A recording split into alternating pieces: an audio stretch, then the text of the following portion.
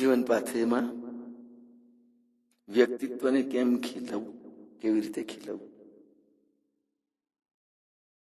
આપણે ઘણી બધી ધાર્મિક વાતો, સત્સંગ સાંભળતા હોઈએ છીએ.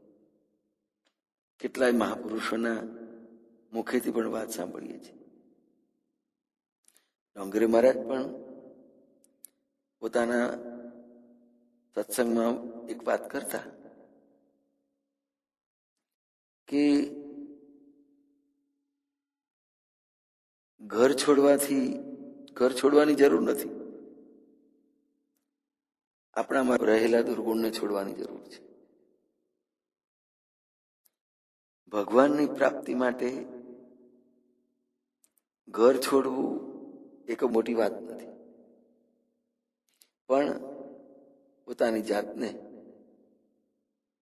સંભાળીને ચાલવું એ બહુ મોટી વાત છે. જો પાણીમાં તરતી વખતે કોઈ પણ તરનારે પાણીને પાછું ધકેલવાનું હોય છે, તો જ તરવૈયો આગળ વધી શકે. એ જ પ્રમાણે માનવ પોતાના એક સાધક જીવનની અંદર જો આધ્યાત્મિક વિકાસ કરવા ઈચ્છતો હોય તો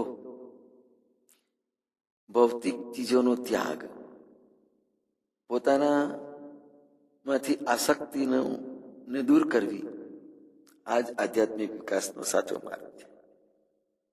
પણ તમારે જ્યારે જેનો ત્યાગ જ કરવો છે તે માત્ર સંપત્તિનો જ નહીં, ઘરનો જ નહીં, સંસારનો નહીં, પણ તમારામાં રહેલા જે દુર્ગુણો છે, જે દુર્વ્યસન છે, જે દુરાચાર છે, એ દુરાચારનો ત્યાગ આપણે કરવાનો છે. અને એ જ સાચો ત્યાગ છે.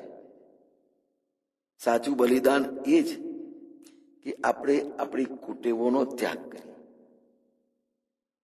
ગૃહ ત્યાગ એ કંઈ મોટો ત્યાગ, મોટું બલિદાન નથી, પણ આપણા જીવનની અંદર રહેલી જે કુટેવો છે, જે ખોટો સ્વભાવ છે, એ જો છોડી દેવામાં આવે એ સાચામાં સાચો મોટો ત્યાગ છે.